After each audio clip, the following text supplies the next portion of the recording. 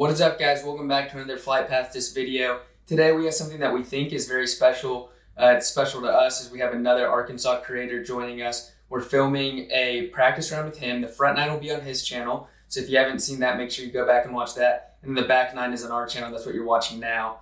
A few things that we're going to cover with him is one, how he prepares for a tournament as like a higher level AM. Two, his goals with his YouTube channel, and then three, his disc golf goals. And we're just kind of getting into some random disc golf stuff as well, so which we think turned out really well and it was a lot of fun to film. So thank you to Nate for that, and make sure you go check out his channel. I'll put a link up here. We are also doing another disc giveaway today. For this one, all you have to do is two things. You have to be subscribed and then comment down below. Whoever has the most comment down below, we will send you any standard disc you want, non-tour series. We'll connect with you, and then we'll just get that shipped over to you guys. The last thing I'll say is we did have a small issue with the audio. Nate's mic was not turned on, and so we had to kind of bump up his volume in post. I don't think it's super noticeable. You can definitely hear everything he's saying, but just wanted to note that, make sure that you guys know that that'll be fixed in the future. But anyways, let's go and hop into the video. What's up, you guys? Back nine snack time over here at J Beast.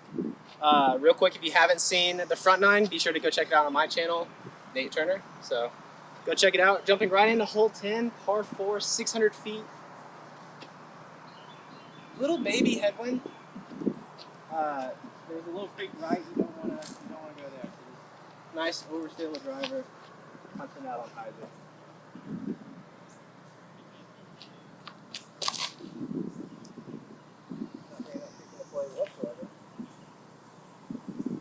Wait, so off the tee because why not?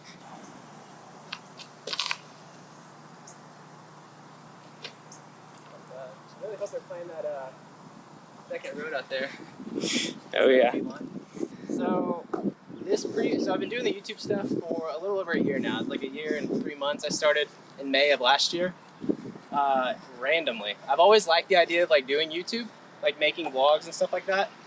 But I didn't really know what to do, like to do the filming of. But since I picked up disc golf, I was like, oh, okay, I might as well try that. And I've been having a lot of fun doing it. So.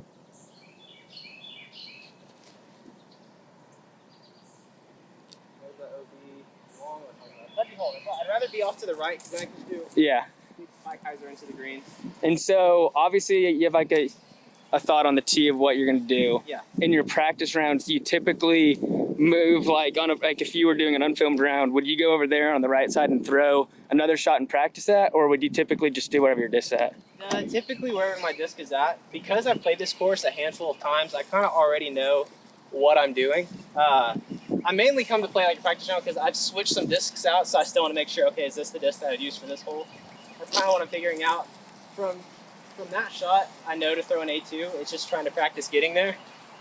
I kind of like what happened there where I bailed out, and then I'm practicing what would happen if I end up being over there. And of course, I know I'd rather turn it over. Nice par save.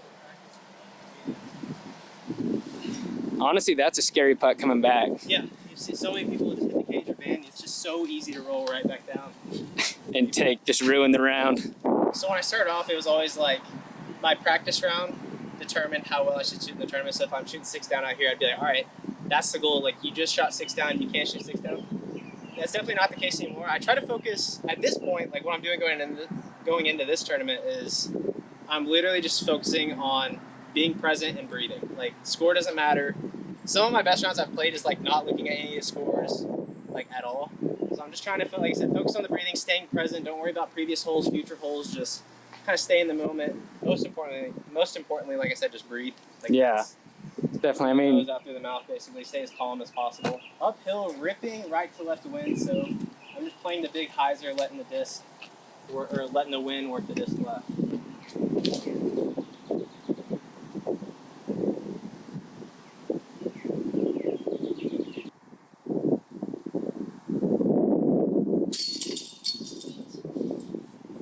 beautiful. So this is a hole. I'm assuming you're not like upset, I guess, if you par, but like you're definitely going thinking birdie off the tee. I'll be upset if I par this. I feel like this is a very easy hole. Like 200 feet uphill, no, especially playing the hyzer. There's no obstacle. There's no reason you shouldn't have a putt for birdie on the hole. And when I say you and stuff like that, I'm mainly referring to not necessarily anybody. Yeah. This is one of those, I mean, look at it. It's par 3, 315 feet. Look at that tight gap. That's off to the left, sitting on the edge of this cliff. So it's not a hole that I'm necessarily trying to birdie. I think I'm just going to go big tomahawk over the top, or Yeah. tomahawk, just playing for the par. The perfect tomahawk will give me a look, but I don't want to end up in this mess. I'm just trying to clear past everything. So just avoid disaster. Yes. Yeah, I hear that. Oh, that's where we are here. I need to figure that. I'm gonna go more flippy. Oh, both terrible shots, but guess what? I'm not in the woods. Walking through, you can see how just stupid tight this is. Like, you can barely walk through it yourself. I mean, the putting green alone is just sketchy as is. I mean, it's literally sitting at the edge of this cliff. Roll away is very common. It's a brutal hole. Like I said, I'm hoping to play good enough on the front nine to where I can just happily take the par and move on, and I don't feel obligated to try and get this hole. Okay. Well, a little sketchy approach.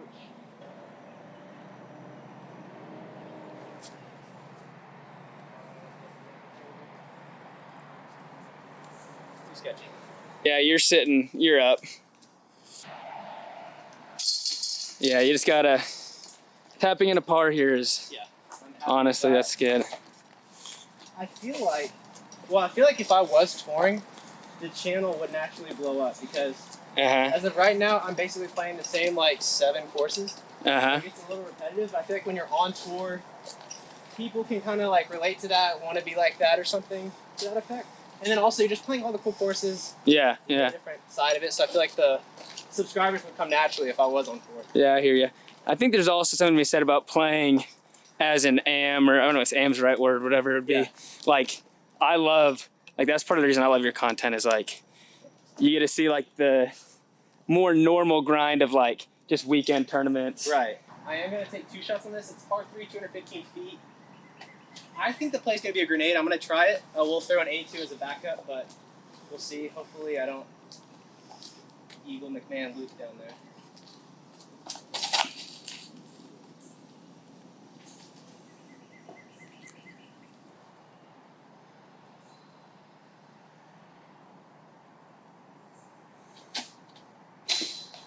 My biggest problem is like I got it online. I'm just so scared to give it the height every time, dude. Circle 2 isn't my forte yet. I am working on it, but I feel like most of the time it's like a par or a bogey when I go for it, which I think is why I end up leaving it low. Because so many times I'll like miss it and I've got a 20-footer and I'm like, I don't want a bogey, and it's stress. Putting 100%. Okay. Nobody likes to practice putting, but everybody loves to like throw far. But I'm telling you, if you're just that guy out there who hits all of your like 30-footers and you're only throwing 350 feet, you will crush your MA3 division, I promise. Because I guarantee you, nobody is practicing those putts.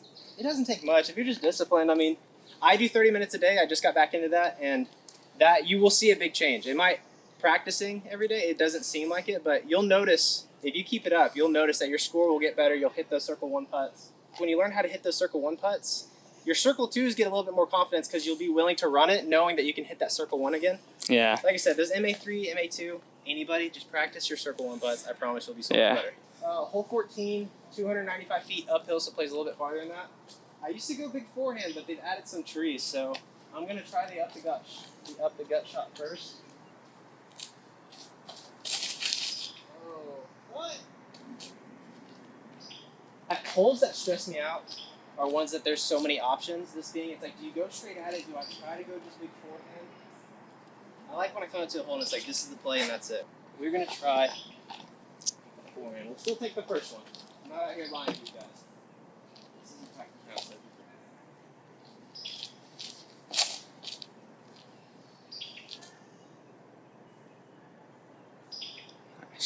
okay. Yeah, that was a destroyer. Full smash, so this hole plays a lot farther than 295. Yeah, 100%. I think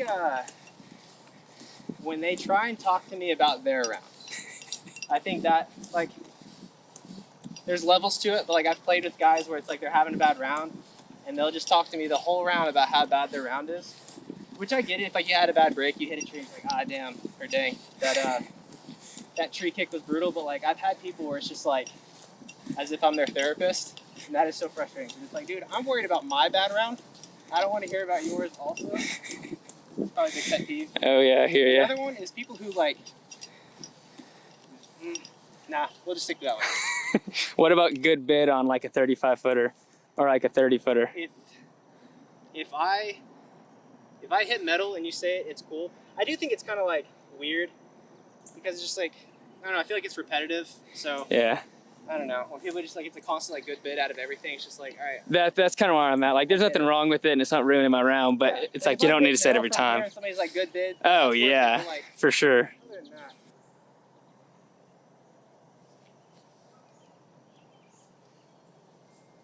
Good up, good up.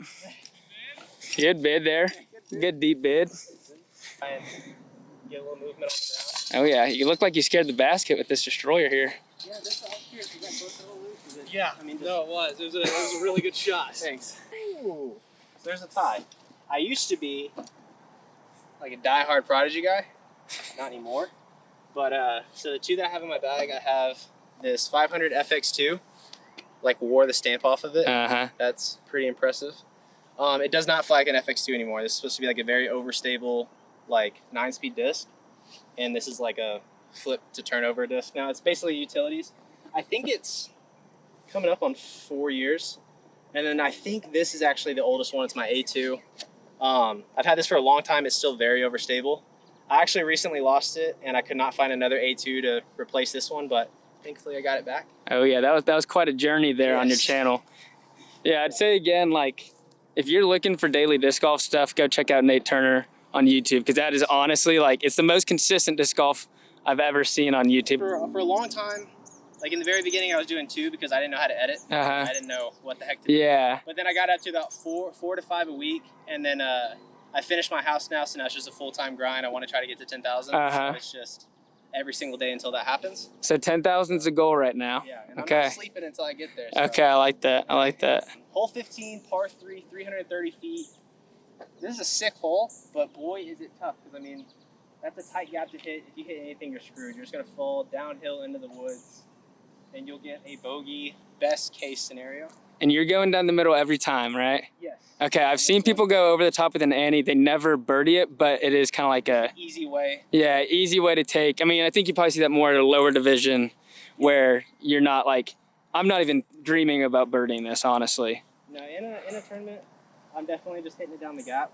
I think for here, I want to kind of actually throw that big turnover shot. I've never done it. That's not what you want to do. Honestly, though, like, you have to get that kick or it turns into like a double quick.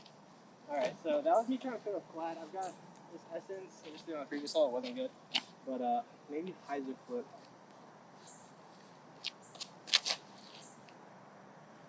I'm going to hit a gap better throwing like a hyzer. Still missed my line. Alright, let's go. On the top.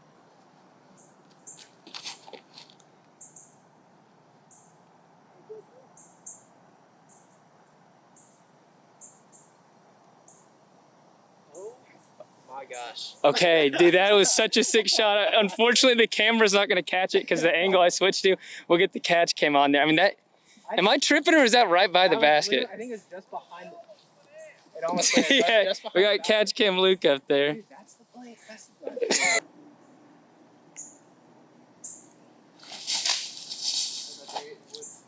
play. Oh, she got out. She got out. Bogey best case scenario. I need to run over the top. Probably won't be a bad idea. Didn't almost hit me, but that almost went past. Dude, I couldn't see it from my angle, so I'm glad you're out here. That's crazy. That's not a bad idea. Just big backhand turnover. I mean, I'm not going to park it like that again. That's crazy. But if I'm just wanting to guarantee getting past the list trees, why not go over the top? Yeah, I mean, from like, you can see how tight of a gap it is, especially from here. Like, this is the basket. You can see the tee way out there. And honestly, it's just like, the issue isn't in that it's like the hardest gap ever. It's that you get penalized a lot if you don't hit it. Man, that's actually not a strategy. We'll see. If it works in round 1, I'm gonna do it round 2. Okay. Hole 16, downhill 360 feet. It's a par 3. The basket is heavily guarded. You want to either throw a hyzer flip right at it, get past all the woods. I'm gonna go big forehand out over the top. I want my mistake to go long.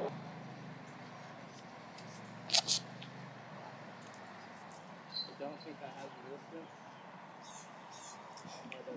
I mean, you just about put that in.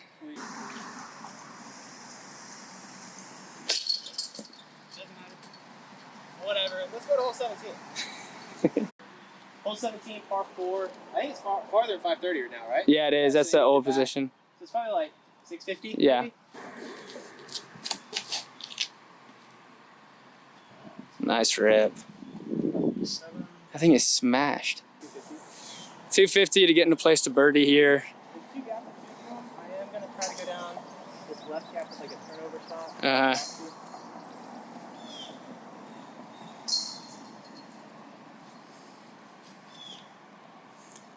Ooh, missed my gap, but it worked out. I got very lucky. See, that's why I never say what I'm trying to do. Yeah, it's a good idea. Little birdie tap in. Nice. All right, final hole, hole 18, par 3, 250 feet. Basically the same shot I just had for this approach. Same disc too. Just trying to aim this out left and have it slowly drift right the entire way.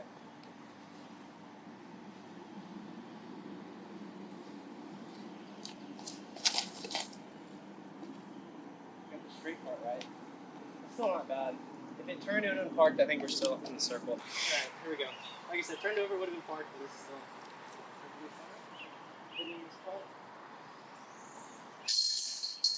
Nice. There we go. Couple birdies to finish there. Yeah, finished strong on that one. Oh, yeah. That one, just to see, the other one just to see. Oh, yeah. Extra putts never hurt.